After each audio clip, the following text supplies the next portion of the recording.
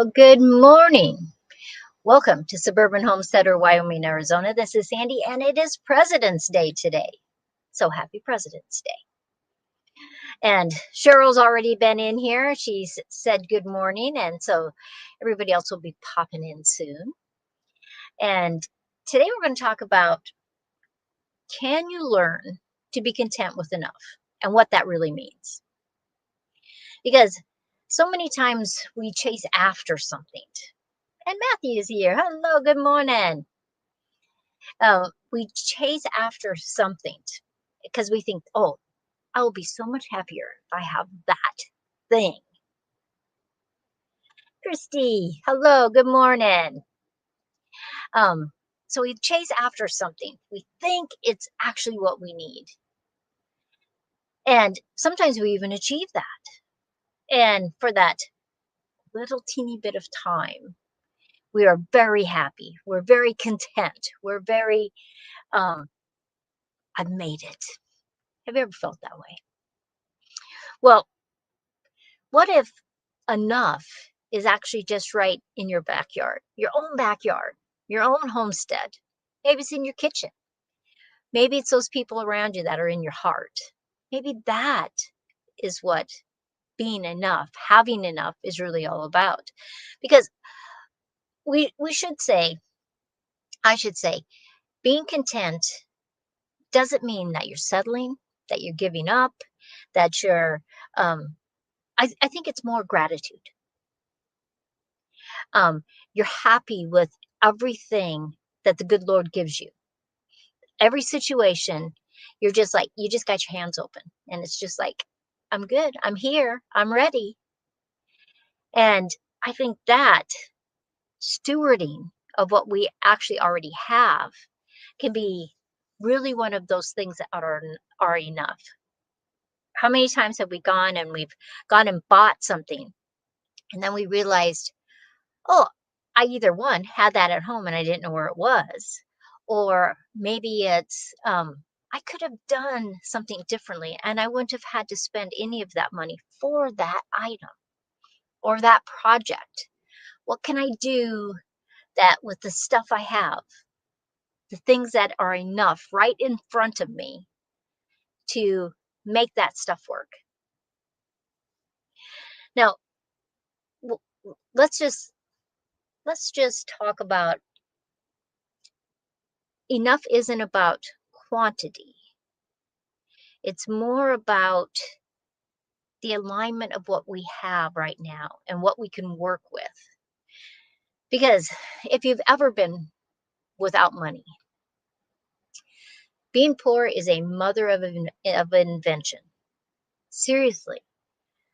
I remember when my children were young and I didn't have hardly any money, and it was amazing what your brain comes up with.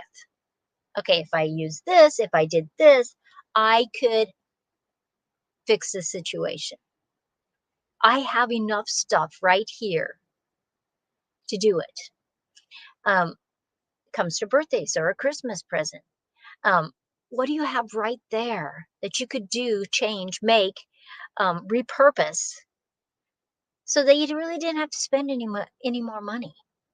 You had all the things, all those things that were enough to make that gift. And I got to tell you, I love getting a homemade gift. How many of you love those homemade gifts that people give you? I do. I just find them fabulous. One, they took a lot of time and effort to make that for me. It becomes something that I treasure because it wasn't just something I bought at the store. They looked at their situation. They found that they had enough and they could do something for me. And I just so appreciate that. You have to take that inventory of what you have. And I know I've said that over and over again. If it's just walking around your property, walking in your backyard, walking through your apartment, what things do you have that you can use for other things? Sometimes we just forget. We forget how much stuff we have. I remember when my kids were really young, they played with a box more than the expensive present. all kids do this. I mean, I've seen this so many times. I love it that because it fuels their imagination. And there's nothing wrong with giving gifts that you bought at the store. There's nothing wrong with it. Um, if if you can afford those things. Um, but so many times I think we think we have to keep up with the Joneses. Even as a YouTuber, it's like I need more success. I need more followers. Um, as a homesteader, oh, if I did a bigger garden or if I did added more hydroponics, I would get more clicks. I would be more happy. You think you have to have a bigger goal instead of being content with enough. And I mean, it's a cycle, you know. You have to try to do that little bit more when you're a YouTuber. But do you? Do you really? Is that really going to make you happy, content? Or is it just going to stress you out that, oh, I have to think of the next big idea that I might have a video that goes viral? And you don't have to be a YouTuber to have this kind of situation. It can be anything in your life. Your neighbor has this, so you want this. How many times do you know people that they get a car, their neighbor gets a car, they get a car. The neighbor gets a boat, so they get a boat. And it's just like this cycle of keeping up with the Joneses, and it's just honestly, I think it's exhausting. Have you ever felt that exhausting thing that and you realize, "Oh my gosh, I'm trying to keep up with somebody else." And you didn't even realize it at first. You know, there's always going to be somebody that has more than you, thinks differently than you, but that doesn't make them better than you. It doesn't. We have to learn to have those open hands of gratitude and, "Oh, I just have this." Like down here, I live in a little tin can. That's what I call it, the tin can. Um, it is a manufactured home from 1972. So it's 54 years old now. And the floors squeak and the windows need replaced. And I'd like different stuff on the walls, because it has that old paneling, that part of the house we've painted. So it brightens it up some. I'd like a different place. But then I have to think to myself, I get to live in two different places. I get a garden all year round. If I look back in my dreams that I always wanted to have a place that I could have citrus. So now I do. I have a place that I can have citrus. And then I have my place in Wyoming that I honestly get to have all those apple trees and peaches and plums and all those berries. And um, do I have the biggest house of everybody I know? Either place? No. I have small places. You know, my little place is, I think, 14 feet across. And maybe it's 12 feet across. It's tiny, tiny tin can. But once I named it the tin can, I liked it better. I don't know what the deal was. I tried to think of all these different names because up in Wyoming, my house is called Apple Cottage because I have a lot of apple trees. It's very cottage feeling. Um, and I even asked when we first started coming down ideas for my little place down here. And I went through different names, but when I came with the tin can, it was just like, yeah, it's this little tin can. It's just a little place to stay in the wintertime. Now, could I live here in the summertime with the limited insulation in this little place? Oh my gosh, I'd be roasting. I'd literally have to have a company come in and spray foam it. My dad told me this wall is right here. Um, he said that I don't know, they had to take something out. I don't know if there was a leak or at some point. He says there's no insulation there. It's like, okay, I couldn't live here in the summertime without doing some insulation stuff. But are we really if we believe that we have enough, are we being good stewards of all those things that we have? Or do some things sit on the shelves and we never use them, we never do anything with them? Now, all of us have some of those things, because some things you only use during certain situations, and that's okay. But we just have to be better stewards. I have to be a better steward of what I have, so that I'm not going out and going and buying something and then realize later, oh, I have that, or I have something that would have worked just as well. So I have to think about that. It's not about how many things I have. It's only about the things that I can use, those things that I have gratitude for. And Anne is here. And Phil Beck, how are you this morning? And we're talking about being content with enough. And the lessons you learn, honestly, because I am a suburban homesteader, so that these are things I know. In my garden, I'm going to plant this big garden every single year, both places every single year. Um, Now, some things are pretty much guaranteed to grow. Other things, sometimes they don't grow. But I'm always going to have a harvest. Even when I have in Wyoming, when there's a hailstorm, there are still things I harvest. The hailstorm didn't hurt any of those things that were underground. All my potatoes, my carrots, and my onions, and different things. I I can really have open hands of gratitude for whatever I harvest. And I think we have to do that in all the parts of our lives. And oh, honestly, there's days that it's just like I am not content. Let's just be real. Some days I am not content. And I have to say to myself, what are you doing, girl? You have so many things that other people don't have. If I look around the world, I am one blessed woman. Seriously. Thank you. Really good message. I know I needed it. Amen. I have so much. God has shown me to be content in all things. And sometimes that is a hard thing to do. And it shouldn't be a hard thing to do. I mean, like, if you have chickens, they are just faithful. Some chickens, hens lay every single day. Some, it's every other day. But that's a daily thing I could be thankful for. A daily thing that, oh, my chickens are giving me eggs today. And that's a blessing. I know exactly what they ate. Um, I know their whole situation of how they live. And they're blessing me with eggs. I think that it doesn't have to be a dramatic growth. Sometimes the different things, I think maybe it's just because of our society and all of YouTube and TV and news and everything. It's like, and that saying, go big or go home.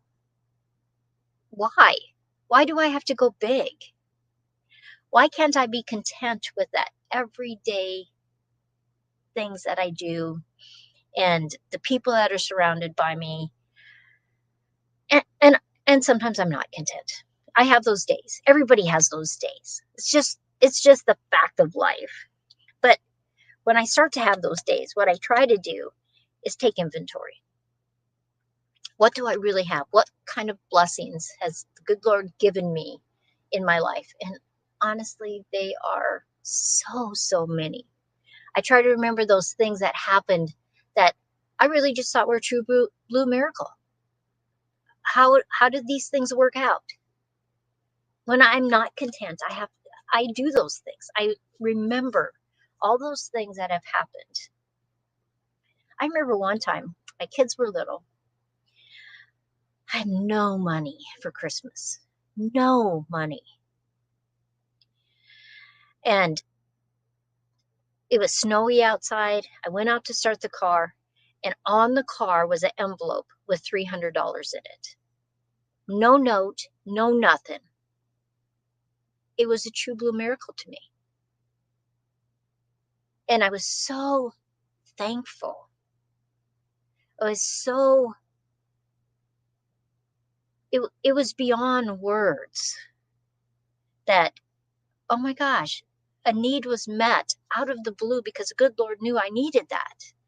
Not that my children had to have toys, but we got groceries, we got some gifts, we gave some away. Because if you have a blessing, you should always be giving something away too. You know, minimum, I always think you should always do your 10%. And Angie is in the house this morning. Good morning, Angie. Angie, we're talking about how to be content with enough, how to be happy um, with just what you have. I mean, and it's not settling. It's not that you give up your hands and um, you don't dream, because I think that's made in us to dream. I think it's one of those things that we just, I think all things are a season in our life, right? Um, Sometimes people are a season in our life. Sometimes things are a season. Sometimes not having any money is a season in our life. Sometimes you have an overabundance of money. These are all seasons in our life. And it's okay to have a person in your life for a season. It's okay to have abundance in your life for a season, to not have abundance in your life for a season, because you're learning, you're growing, you're um, figuring out life. Because there's no book that tells you how to do life. And some people, you think, oh, their life is just so perfect. It's so that everything. There isn't a person on this planet that has everything in their life. Because if you had everything, what would be the purpose of growing and learning and seeking? And what last year's dream might be, maybe that isn't this year's dream. But you have to be content with all those things around us. Um, don't compare yourself to other people. That is such a trap that we can so easily fall into. Your kids fall into it, you fall into it as an adult, and you think that as you get older, you're not going to ever fall into it. But it can be those, even if it's for that 10 seconds, that emotion that just floods over you.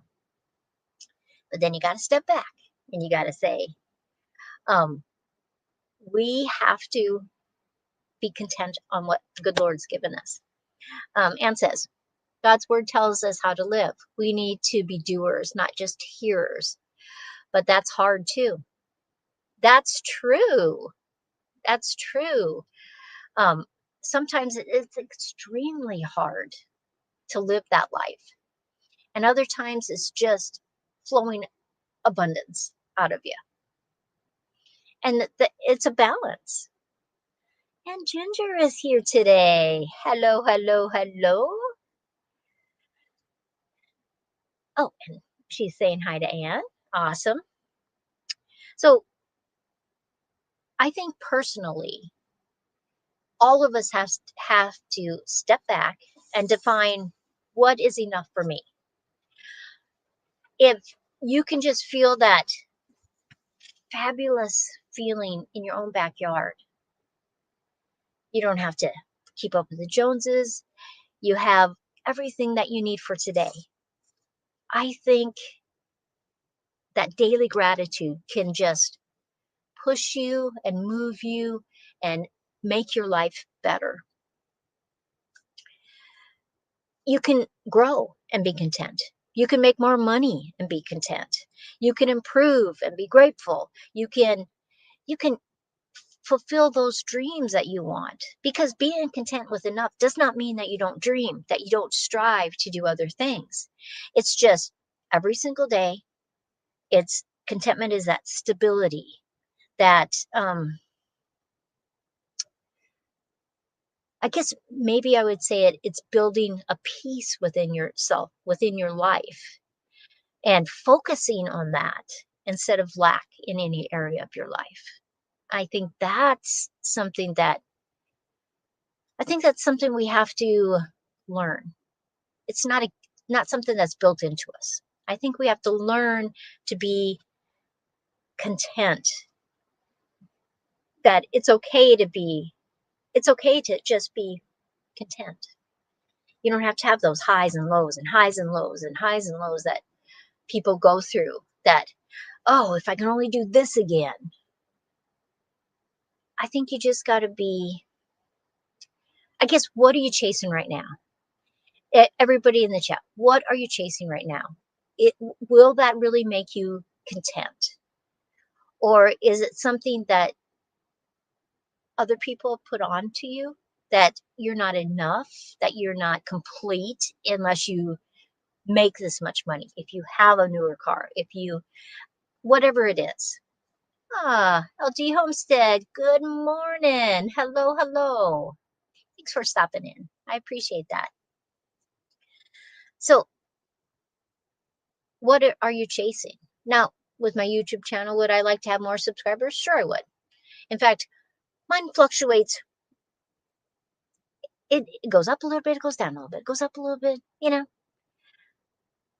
But would that really make me more content? Would I really feel like I had enough if I had more subscribers? That's the point. I have to be able to be happy and content. In my tin can down here in Arizona, or Apple Cottage when I'm back in Wyoming, it it's different for every single person. Um, do you remember if you ever thought, oh my gosh, that's like a miracle in my life?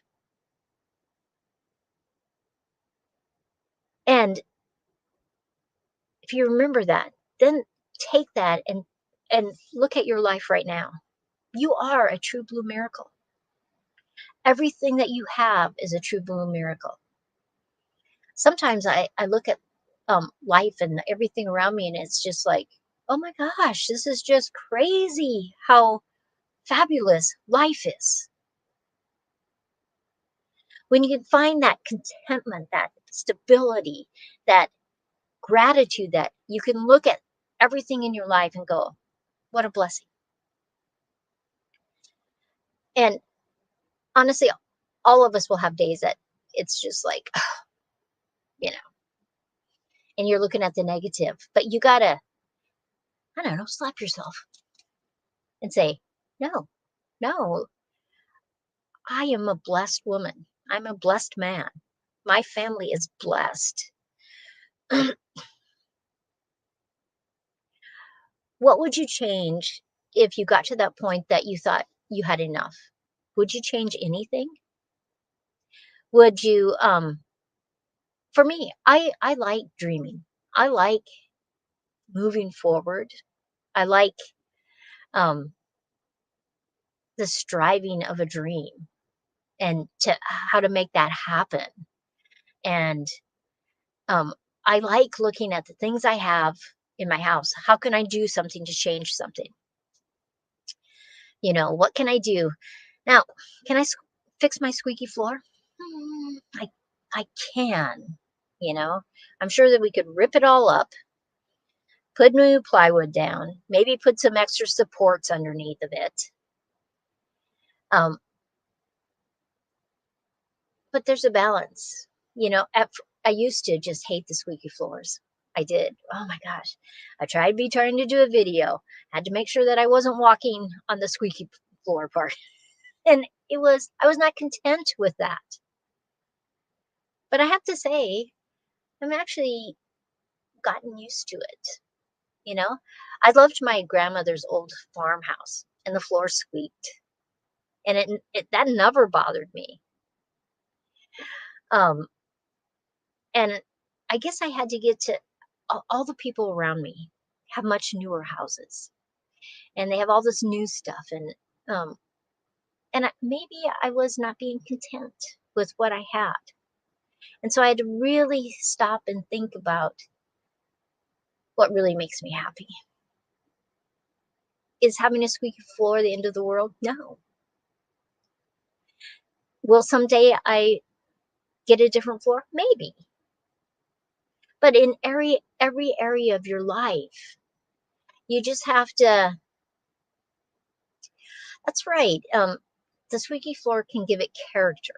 And sometimes it's just them changing your mindset that you all along you had enough, but you just had the wrong mindset. And says, thanks for being encouraging.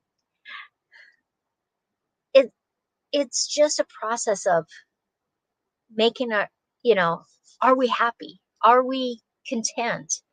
Or is every day going to be this drudgery? Um, being enough doesn't mean being small. I don't mean it to be that.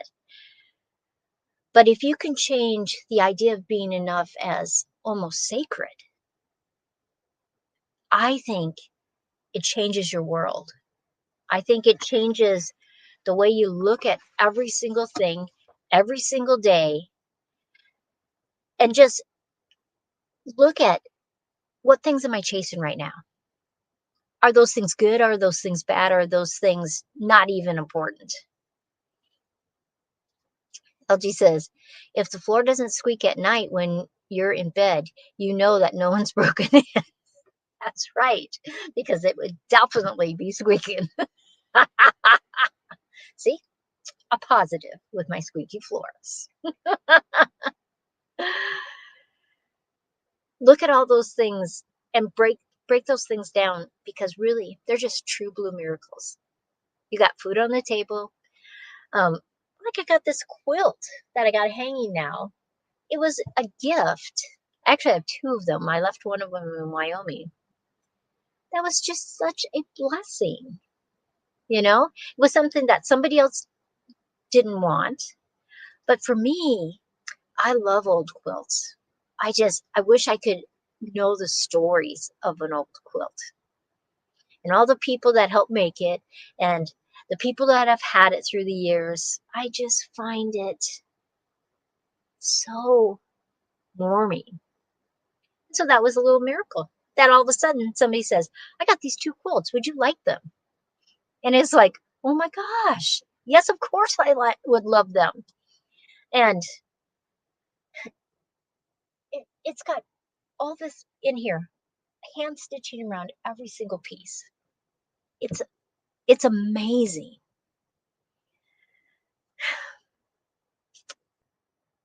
Maybe enough needs to be more sacred to us. Maybe enough needs to be within our soul, that the good Lord's given me all these things and all these opportunities and all these people that surround me. And do I live in a big house? I don't live in a big house. Do I get to travel all over the world? I don't get to travel all over the world. Can I be content in my space right now? Christy Bitt says, I always wanted to learn to quilt, but life got too busy. But maybe it's not the season yet. Maybe there's going to be a season soon that you'll have time to do those quilts. Old quilts were the first weighted blankets, like a big hug. Oh, that's true. I mean, I love quilts. I have quilts. I have so many quilts. I have old quilts of my grandmother's that I inherited too.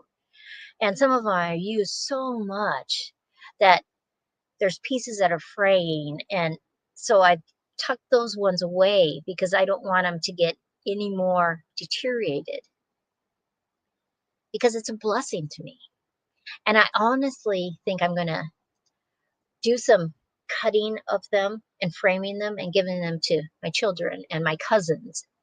And I just think they're just a gift that can last centuries, you know? I don't know how old this one was. My grandmother, when she did her quilts, had a treadle that she sewed, and then she hand stitched the top to the bottom. And I have to tell you, they're not fancy, they're simple, and I absolutely adore them. And it makes me know that I have enough. Just this week, whenever you're feeling frustrated and feeling that you're not enough, stop and look for all those miracles in your life. Look for all the fabulous people around you. Sit in your backyard. Have a cup of tea in your kitchen. Look what's in your heart and just know you're enough. Christy says, yes, I remember the weight of my grandmother's quilt while I stayed snuggled under them while my grandfather got the wood fire built back up in the morning. Those are good memories. Grandma's quilt getting threadbare. I miss using it. See, that's what a couple of mine are, they're starting to fall apart, and you just got to go, oh, I don't want to use those. I want to share them with other generations. And so, I mean, I could cut them and make pillows out of them. I could cut them and make just a lap quilt out of the best parts of them. But I also think I'm going to do a little thing for my children and grandchildren, and because she was my grandmother that made those on a treadle machine and then by hand. And it's, you know, some of my children know who she was, but most of them don't know who she was because she passed before them. Sometimes you gotta be content and know that even that quilt gives me a piece of enough. So everybody have a great day. On Thursday, my topic is things people don't tell you about homesteading. So that could be kind of fun and kind of crazy and things that you didn't think about, and it should be fun. Everybody have a great day. Thank you for stopping by. I so appreciate it. And have a wonderful week and a happy President's Day.